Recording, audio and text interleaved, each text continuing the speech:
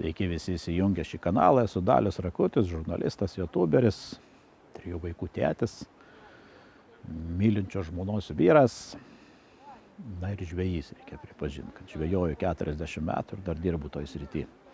Tenka gyvenime išgirsti daug labai neįtikėtinų istorijų.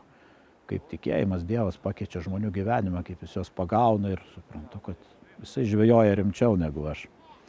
Todėl noriu su jumis pasidalinti šitomis istorijomis. Jeigu esat kažkur galvojat, kad nėra prasmės arba sėdite mėšliai iki kaklo ir galvojate, kad nėra išeities, nėra kaip išlipti, tai pažiūrėkite. Pirmas blynas, žinot, kaip visada būna prisivylęs, tai truputį turėjom problemų su garsu, truputį užėdarėm, bet taip jau yra gyvenime, kad papuola, bet aš manau, kad tai nesugadino pačios istorijos ir pačio žavesio. Sveiki, mėly žiūrovai, sveikinu jūs už drąsą, pirmiausiai įsijungus naują kanalą. Nežinant, kas čia bus, šiandien pirmai laidai pasirinkau seną bičiulį Algirdą, su kurio teko turbūt 20 metų kartu keliauti įvairiais keliais ir jo istorija mano pačio kelionėje kažkaip gyvenimo labai stipriai vaidmenį suvaidino. Tai šiandien išgirsim iš tikrųjų neeilinę istoriją ir tikiuosi, nežinau, ką išgirsim. Kaip čia Algis ką papasakos, bet aš manau papasakos jisai. Tikrą gyvenimo kelionę, nepagražinta, be kažkokio tai tokių glamūrų, kuri tęsiasi dabar ir tęsiasi, sakyčiau, labai gražiai, kaip matau iš šalies. Tai ką, mano istorija tokia iš tikrųjų, kad man dabar yra 60 metų, toj kitais metais bus jau 59. Ir iš tikro geriausias mano laikotarpis gyvenime yra nuo 50 metų. Bet gal turiu kaip visą laiką papasakoti tą laiką, kas buvo iki to 50-mečio, kaip mano gyvenime prasidėjo kiti dalykai. Tai gal viskas nuo pradžių. Tai mano tėvai buvo. Tai kaip suprantat, gal mes šiandien kalbėsim apie tikėjimą nemažai, apie Dievą, apie gyvenimo prasmę. Ir mane tėvai tikėjimo pagrindų mokino. Davė man šitos dalykus, vedė mane į bažnyčią. Aš ėjau. Buvo labai gražu gal man kaip vaikui pažinti tokius dalykus, kaip bažnyčiai girdėjau, kaip Jėzus laužė duoną, žinai, ir aš laužydavau namuose. Ir dėjo Jėzui vainiką ir erškėčių. Man buvo tai skaudu šitie dalykai. Bet esmė tame, kad mano tėvų gyvenimas buvo, jisai prasilenkdavo su jų tikėjimu. Tikrai aš neturiu nei kiek noro jų pasmerkti ar dar kažką, tai jie gyveno savo gyvenimą ir jie dabar jau nebegali savęs, kaip čia pasakyti, gal pateisinti ar pasakyti, kodėl jie taip ėjo. Bet esmė ta, kad bažnyčioje būdavo gal viskas gražu, mano mama giedojo chore. Ir eidavo, bet į bažnyčią kartu jie niekad neidavo, tėvai eidavo kitose gatvės pusėse, žinai, ir namuose būdavo piktumai. Atėjus laikui tėvas turėjo meilužę, susirado, vėlgi čia tokios asmeninės didelės problemos gyvenime jų buvo. Ir aš kaip vaikas tą mačiau, žinai, ir man buvo labai iš tikrųjų keista, kaip, žinai, ateini į bažnyčią, tu kalbi vieną, giedi vieną, o gyvenime elgiesi kitaip, žinai. Nežinau, kodėl nebuvo kažkokių pamatų, nebuvo pagrindų, kurie juos keistų. Bet taip man vaikui padarė įtaką šitie dalykai ir aš pradėjau tolti. Ir vieną dieną, būdamas vaikas, aš palindau po lovą ir sakiau, nebeisiu tėvam į bažnyčią, darykit jūs man, ką norit. Na ir manęs tėvai nebevertė, žinai. Ir aš nejau, Dievas tolo iš mano gyvenimo. Ir žinai, pas mus viduje yra ta tuštuma, kurią reikia kažkuom užpildyti, žinai. Ir mano gyvenime prasidėjo, atėjo kiti draugai po truputį, žinai, atėjo paauglystė, prasidėjo rūkimai, prasidėjo išgerinėjimai. Ir vis kažko trūko, žinai, viduj kažkoks trūksta, kažko tau mažai. Ir aš pradėjau ieškoti narkotikų, aš jų pradėjau pats ieškoti, niekas man jų nepasiūlė, žinai, ir pabandžiau vienų, pabandžiau kitų ir galvoju, kažkokios nesąmonės čia, žinai, ir niekas man nepatiko, kol vieną dieną aš nepabandžiau aguonų. Čia viskas, aišku, buvo etapas, žinai, nuo tos jau vaikystės iki šito laiko, tai praėjo gal 5 metai kokie, žinai, 6 ir man pirmą kartą pabandžius narkotikų buvo 18 metų. Ir mane tai užkabino, iš tikrųjų užkabino mane ilgam, 16 metų. Ir po truputį, iš pradžių aš galvojau, kad čia juokai, žinai, kad čia nieko nebus, štai pabandžiau vieną kartą, pabandžiau kitą kartą ir velnias mane pagavo ir įlindau į šitos dalykus giliai, klimpau. Visą laiką galvojau, kad aš pats galiu savo jėgom išeiti, ne. Ir kuo toliau, tuo labiau klimpau, dar iš pradžių dirbau, paskui baigėsi visi darbai pas mane.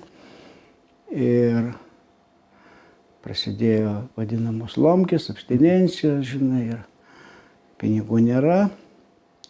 Prasidėjo vagystės prasidėjo iš artimiausių žmonių, iš tėvų, iš artimųjų, žinai, ir kentėjo iš tikrųjų tėvai, kentėjo artimieji.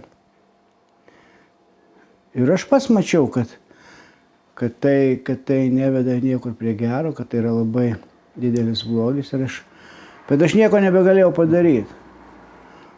Dozė susileidus, aš galvoju apie kitą dieną, kad aš kitą dieną jau galėsiu kažką daryti, galėsiu mesti.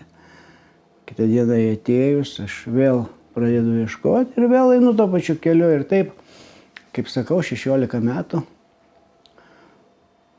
2 kartus kodavausi. Vieną kartą užsikodavau 3 mėnesiam. Pratempiau 3 mėnesius ir visą tą laiką gėriau. Ir iš tikrųjų man mesti gal narkotikus nebuvo toks didelis sunkumas. Pagrindinis dalykas buvo ta vidinė tuštuma, kurią tas noras, kurio tu negali pakelti, žinai, ir vėl, ir tau reikia. Ir 3 mėnesiam praėjus aš vėl pavartojau ir vėl ir viskas, ir vėl klimpau. Po kurio laiko vėl kodavausi Vilniuje.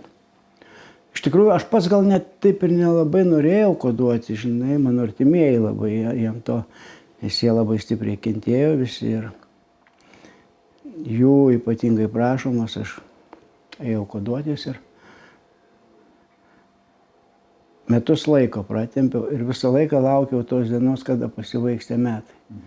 Aš galvojau, kad po metų aš jau būsiu, žinai, stiprus, išmintingas ir galėsiu pakaifuoti taip, kaip aš noriu, žinai.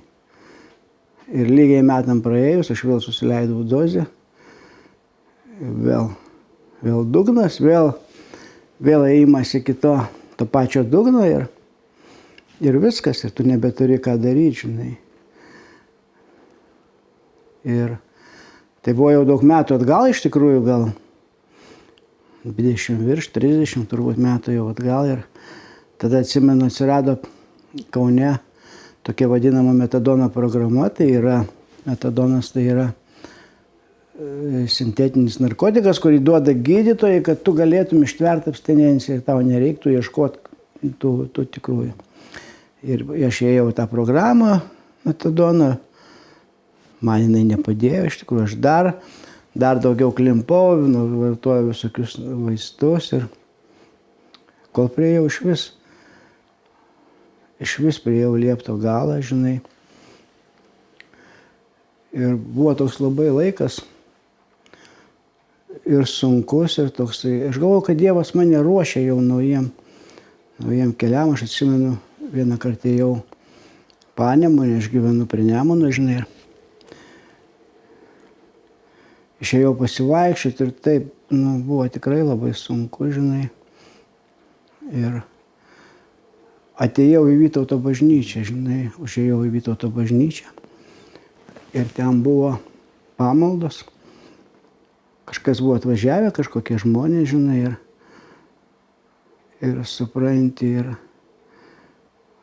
prie manęs priėjo žmogus, nes iš tikrųjų atrodžiau, žinai, suvargęs, ne taip kaip dabar jau ir pilvukas ir viskas, žinai. Suvargęs be dantų, be nieko, perdžiūvęs. Ir žmogus atėjęs paklausė, gal tau reikia maldos, žinai. Ir aš atsisakiau, sakiau, man nereikia nieko. Ir pamenu, išėjau tada ir galvoju, žinai, šitas gyvenimas ne man toksai, žinai. Ten žmonės gražūs, žinai, gražiai apsirengę. Aš buvau valkata paskutinis jau ir galvoju, Dieve, tu manęs, galvoju, tokio nebepriimsi, žinai. Ir bėgau ten, žinai, toks savo keliai, žinai. Iš tikrųjų labai didžiulis melas, žinai, kad Dievas nepriima tokių žmonių, žinai. Ir mes patys esame apgauti dėl to. Tai va ir praėjo kažkiek laiko ir aš vėl atėjau į tą pačią bažnyčią Vytauto, Kaune palei Nemuną, ir tada atėjau su sprendimu, kad aš nebeturiu kur dingt, žinai, kad yra viskas, kelio nebėra kito, arba mirtis, arba turiu kažką daryti, žinai. Atėjau pas kunigą Kęstutį. Jisai man, sakau, aš nebeturiu ką daryti, man nebėra išeities, žinai, 16 metų prakaifuota ir aš neturiu ką pasirinkti, žinai. Jis tiesiog man nurodė tokius vyrus iš bendruomenės Gyvųjų akmenų berods, žinai. Ir tie vyrai vedė kursus sužadėtinį. Aš nuėjau pas juos, jie pasimeldė už mane ir sako, tu paklausyk, ką mes šnekam čionai. Tai buvo 2 vyrai, dabartiniai gal jau mano metų jie tokie būtų. Ir ten buvo gal kokios 6 poros jaunavedžiai, žinai, ir aš buvau, žinai, paskui dar aš atsivežiau savo draugą tokį patį narkomaną, žinai, tai sėdi 6 poros ir mes 2, žinai, tokie prasikaifavę, žinai. Ir esmė tame, kad tie vyrai kalbėjo, žinai, apie Dievo meilę, žinai. Jie kalbėjo apie šventumą, kas yra šventas žmogus, koks yra šventas žmogus, kad šventas žmogus yra tas, kuris yra šalia tavęs, tavo artimas, tavo, žinai, kurį tu matai šalia savęs, žinai. Jie kalbėjo apie šeimą, kad Dievas nori būti šeimoje visada, žinai, netgi intimiausiuose dalykuose Dievas nori būti šalia, žinai, kad žmonės kalbėtųsi su juo, žinai, atsikėlė eidami miegoti. Ir labai gerai prisimenu šituos dalykus, nors jau nuo to laiko yra turbūt praėję beveik 30 metų, žinai. Ir man labai trūko mano gyvenime šitų dalykų, žinai. Man jau buvo tada 36 metai beveik ir man labai trūko šeimos, man labai trūko namų, žinai, man labai trūko tos vidinio tokio dvasinės pilnatvės, žinai. Va ir mane tie kursai, jie mane labai užkabino, žinai, aš pradėjau kabintis ir išėjau iš metadono programos labai greitai. Turbūt per 3 savaitės aš mažinau metadoną, mečiau ir pamenu, tada buvo tokios, ta abstinencija tokia išėjus, bet buvo labai didelis džiaugsmas, žinai, laisvė atėjus kitiem dalykam, žinai, be sveikatos, be plaukų, be nagų, žinai, be dantų, bet labai vidinis džiaugsmas, žinai. Pamenu, nuėjau pas gydytoją, žinai, tai jis man darė, žinai, echoskopiją, žinai, viso kūno.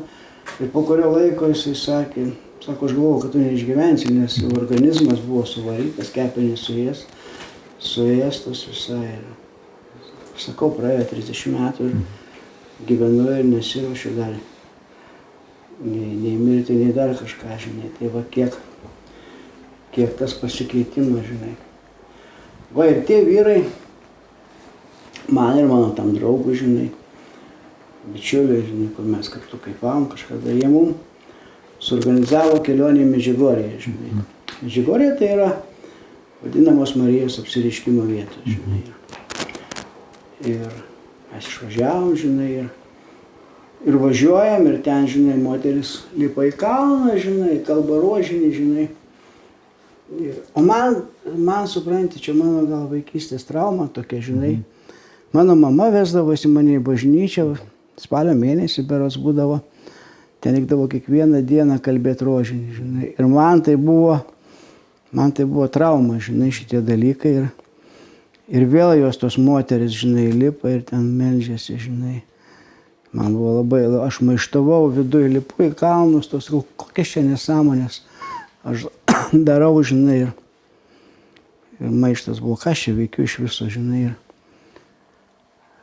Bet esmė supranti, kad atėjus į bažnyčią, žinai, kažkaip suklupus ir, žinai, ir besikalbant su Dievu, aš pajaučiau, kad Dievas mane myli kaip mažą vaiką, žinai.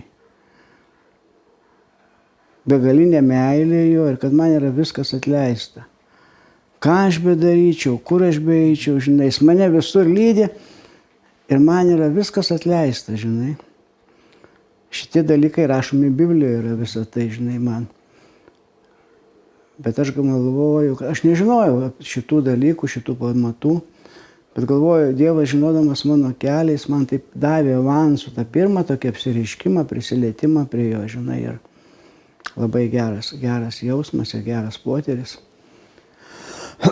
Pamenu tada, būnant, buvo pamaldos, žinai, ir mūsų paprašė, žinai, paskaityti iš Biblijos, žinai, du narkomanai tik metė, žinai, ir lūpos drebėjo. Dar mes šiandien dabar prieš pradedant kalbėjom, kad kaip tu būtum kalbėjęs prieš 30 metų, žinai, į kamerą. Ir aš prisimenu puikiai tą dieną, žinai, žodį bijojau pratart, žinai. Bet vėlgi galvoju, žinai, Dievas mato tavo apsisprendimą, tavo širdį, žinai, kad tu paprašai ir tu eini, žinai. Tai va ir grįžom ir aš nepasilikau iš tikrųjų su Dievu. Aš galvoju, kodėl, žinai, aš teisybę nebepradėjau nei vartoti, nei nieko, žinai, bet pradėjau tolt nuo jo.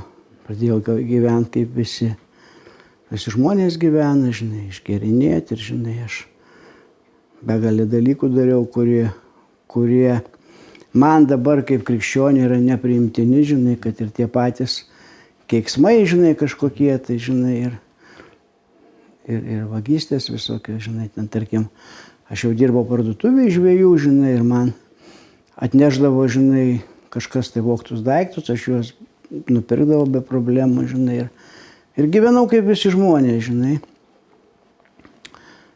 Ir gal taip kokį gerą 10-metį, žinai, kol į mano gyvenimą neatėjo tokia, žinai, krizė. Ir aš gyvenau su moterim, žinai, ir mes gyvenom vienam mieste, aš vienam, jinai kitam, ir po 6 metų mūsų tokio gyvenimo, žinai, kiekvienas dėl savęs mes išsiskyrėm. Ir tada man tokia atėjo sunkus metas, man labai trūko tos aplinkos, žinai, tos, žinai, jos brolių, jos seserų, žinai. Ir mano gyvenimo atėjo tokia sunkus laikas, krizė. Ir tada mane draugas pakvietė. Padovanojo man Bibliją ir pakvietė mane į veiklių žmonių bendriją, žinai. Ir va tada, nuo tada prasidėjo pats įdomiausias mano gyvenimo etapas. Man buvo gal 49 metai, 48. Gal va tas laikas nuo metimo, žinai, kaifavimo iki šito, buvo tas, kad aš labai lindau dar iš kitos pusės į darbą, žinai. Tu kažko vis tiek tą tuštumą turi gyvenime užpildyti, žinai. Aš lindau į darbą ir atidaviau visas savo jėgas darbui ir žvejybai. Aišku, buvo daug ir gerų dalykų, žinai. Va, su tai mes susipažinom, važiuodam žuvauti, žinai. Ir tavo toks labai didžiulis indėlis, kad tu moki pakelt žmonės, moki, žinai, juos iškelti tiesiog, žinai, tavo tokia. Pamatyti žmoguje gerus dalykus, žinai, tai man irgi tai labai daug davė. Ir kažkaip va, jau atėjus tam kriziniam laikotarpiu, kaip mane draugas pakvietė į veiklių žmonių bendriją ir į bendruomenę ir padovanojo man Bibliją. Ir tada prasidėjo pats įdomiausias mano gyvenimo etapas. Iš vienos pusės buvo labai fainai viskas, žinai, bendruomenė, bendrija, šlovinimas, liudijimai, žinai, ir tas ėjimas link Dievo labai, labai gražu. Bet iš kitos pusės atėjo labai didžiulės baimės. Ką tu darai, kur tu čia lendi, žinai, kokias čia nesąmonės darai, žinai. Aš tiesiog eidavau gatve ir jausdavau tokius dvasinius puolimus, ypatingai stiprius, žinai, ir bijodavau net. Tokios mintys ateidavo, tu dabar pasidarai tikinti, žinai, aš supratau, kad kažkas gyvenime mano keičiasi, žinai. Aš vėl iš naujo prisiliečiau prie Dievo ir supratau, kad kažkas keičiasi. Bet atėjo labai didžiulės ir baimės, ką apie tave pagalvos žmonės, žinai, ką apie tave pagalvos aplinka, žinai, kaip tu dabar čia atrodysi, kaip tu čia turėsi gyventi, žinai, visą gyvenimą, būdamas tikintis, turėsi tik tai melstis, klūpėti ir daugiau nieko nedaryti, žinai, apie žvejybą net minčių, žinai, negalvo. Tai va, bet Dievas labai daug davė tokių prisilietimų gražių, žinai. Per tas pačias pirmasias to atėjimo pas Dievą, žinai, tuos metus, žinai. Man tai buvo fainai tada, žinai. Pamenu, vienas toks epizodas buvo, mes išvažiavom, su tavim žuvauti, žinai. Dar vienas buvo mūsų toks bendras pažįstamas per naujus metus, žinai. Ir aš prisimenu labai gerai, kaip aš iš tavęs pasišaipiau, žinai. Tu atėjai su tokiu kostiumu žvejybiniu, žinai. Toks geras kostiumas, žinai, viską. Bet kepurė tai tokia, padėk Dieve, žinai, kailinė, senoviška, žinai. O pas mane tai labai graži kepurė, žinai, ant galvos. Ir sakau, tau pamenu, atrodai tai gerai, žinai, redaktorius, žurnalo, viską, bet jau kepurė tai atleista man. Ir aš išeinu žvejoti, žinai, einu. Ir man užkliūna ten tokia blizgė, užvalo, aš per krūmus brendu. Pakeliu galvą, atsapt už kepurės. Nėra mano firminės kepurės, žinai. Ir kažkaip Dievas, žinai, parodo, žinai, kad kur tu pasišaipai, žinai, iš kito, žinai, tau labai taip sugrįžta, bet su tokia, žinai, su tokia meilė, žinai. Aš tada pajaučiau, tada vaikščiodamas, mes atsimenu, vaikščiau padubisiai, žinai. Ir atėjo tokia mintis, žinai, kad žinau, kad viskas gyvenime yra labai paprasta. Visi dalykai gyvenant su Dievu yra labai paprasti. Mes žmonės patys prisikūrėm daug religijų, visokių daug ėjimų, daug darymų, žinai. O Dievas nori tik vieno dalyko, žinai. artumo su juo, to paprasto buvimo, žinai. Ir va tas vaikščiojimas Padubysėj, žinai, ir man labai daug davė. Ir aš prisimenu, mes važiavom kartu paskui į žvejybą, žinai, ir aš galvoju, kaip aš čia važiuoju su netikinčiai žmonėms, žinai. Ir dar tu sakai, nu tai va, gal važiuojam į Šiluvą, pasimelsim, bajeris toksai, žinai.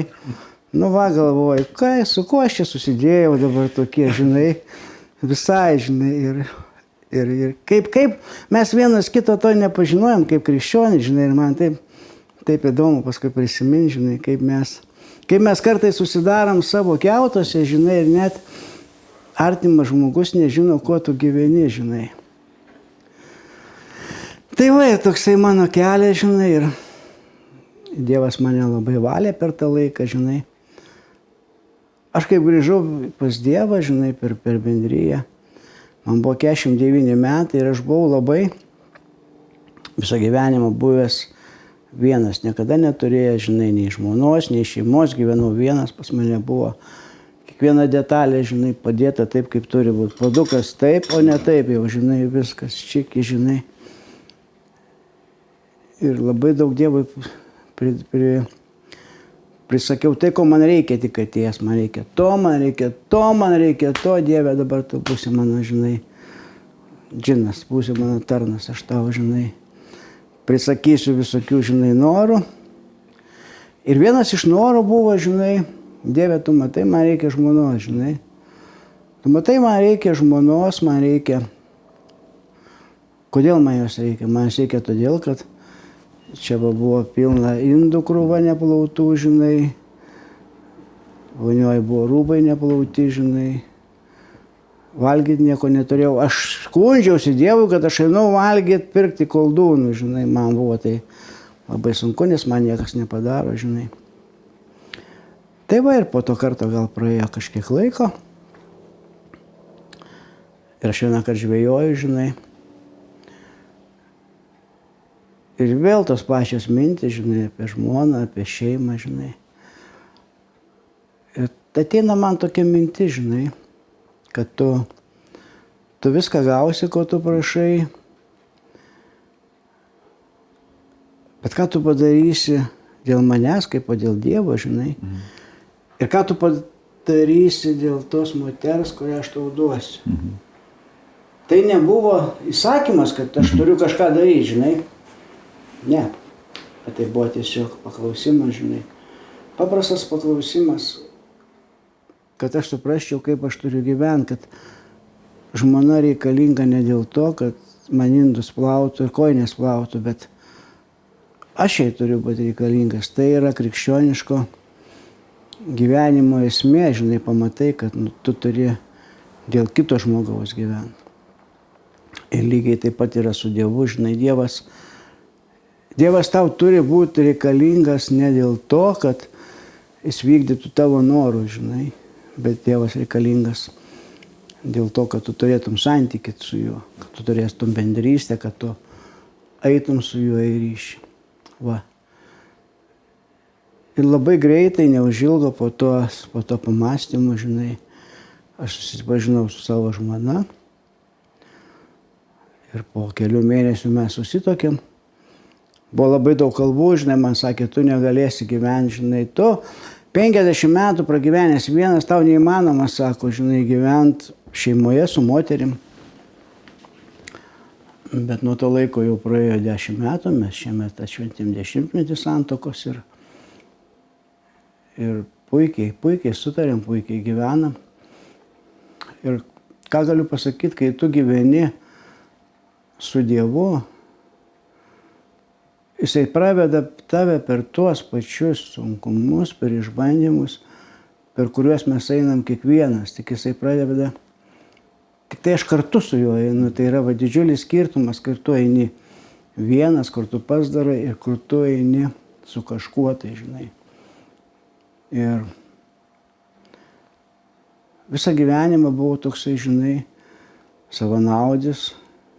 Ir Dievas mokino mane, kaip būti kitokiu, kaip keitė mane. Ir dabar keičiais mane. Aš nesakau, kad aš esu geras ar koks, aš ir toliau esu toksai, bet visą laiką turiu į ką atsiremti, jeigu aš, žinai, einu neteisingu keliu ar ką, žinai. Ir žmona, supranti, man yra tas palaikymas, kuris mane mokina, kuri mane paskatina, pakelia. Ir daug dalykų gyvenime iš tikrųjų atėjus pas Dievą. Atėjo noras kažkam būti naudingam, žinai. Iš pradžių pradėjau eiti į bažnyčią, kaip ir sakiau, žinai, kad gaučiau kažką, kad gaučiau tik savo, kad turėčiau savo. Bet palaipsniui Dievas įdėjo į širdį, kad tu turi kažką duoti, žinai, ne tik tai gauti, bet turi ir duoti, žinai. Ir mūsų įstatė su Raimonda į bendruomenę, kur mes tarnautojai esam, tarnaujam, žinai. Aš pradėjau su veiklių žmonių bendrija važinėti kalėjimus. Vėlgi ta pati baimė. Pamenu, pirmą kartą nuvažiavau, žinai, į kalėjimą ir labai baisu, žinai, kaip čia bus, kas čia, žinai, kaip čia jie, žinai, elgtis su jais. Tokie patys žmonės, tie kaliniai, sugadinti gyvenimo, suluošinti ir visiems jiem reikia Dievo iš tikrųjų. Ir pamenu vieną kartą mes nuėjom kalėjime pas kalinius, kurie yra iki gyvos galvos, žinai. Ir vienas kalinys, kuris padarė daug sunkių nusikaltimų, žinai. Ne vieną žmogų nužudęs yra iš tikrųjų baisių. Ir Dievas jį pakeitė, žinai, jis atrado Dievą. Ir jisai pasakoja, žinai, kad pasakoja apie savo vaikystę, kaip jo mama buvo prievartaujama jam girdint, žinai, ir kaip tyčiojosi jo sesuo su jo mama, kaip jisai buvo alkanas ir kaip paspringo dešrelėmis, žinai. Ir tu matai žmogų, žinai, kuris atrodo padaręs baisius nusikaltimus, žinai, mes labai greitai pasmerkčiau tuos dalykus, žinai. Bet Dievas pakeičia viską, žinai, jo, kaip ir šitas paveikslas, kaip mes ką tik prieš tai kalbėjom, žinai, kur tavo yra randai, žaizdos, žinai, Dievo aukso siūlės jos taip sulipdo, kai žmogus gauna tada begalinę jo vertę, žinai. Aš galvoju, taip ir mano gyvenimas, žinai. Jisai, jeigu aš būčiau be Dievo, jis ir būtų toksai buvęs, žinai. Ir manau tikrai, kad jau manęs senai nebūtų gyvųjų tarpe, žinai. Bet Dievo prisilietimas ir jo tas suklijavimas, tie aukso klijai, jie, žinai, jie viską kardinaliai pakeičia. Visą gyvenimą, viskas, kas yra pas manyje, žinai. Tai va, ir neskaitant dar tokių dalykų, žinai, kad Dievas davė tai, ko aš noriu materialių, žinai, aš dabar, mes su žmona turim parduotuvę, žuklės prekių, pilna valtis reklama, užsukit, tikrai kabliukų gausit, sliekų. Ir gerą patarimą, žinau. Taip, gerą patarimą, jo. Bet neesminiai dalykai. Čia tie materialūs dalykai, kur aš gal patenkinu savo tokį, aistrą, žinai. Bet patys pagrindiniai dalykai tai yra dvasiniai, ką Dievas davė, ką Dievas įdėjo man, žinai. Ir begalė tokių pačių žmonių susipažįsti, žinai, begalė brolių, kaip mes sakom, seserų, žinai, ir bendruomenės puikiai, žinai. Ir labai faina, iš tikrųjų, su Dievu labai gera gyventi, labai smagu man. Ir aš labai džiaugiuosi, kad kažkada jisai prieš daug metų mane ištraukė šitų dalykų ir kad jisai keitė, vedė, žinai, po truputį, žinai. Reikia labai kantrybės su Dievu. Dievas labai mėgsta ugdyti pas žmogų kantrybę. Aš prisimenu, aš kaip tik atėjau pas Dievą. Visko norėjau labai greitai. Visko, kaip sakiau, prirašiau norų, visko, žinai.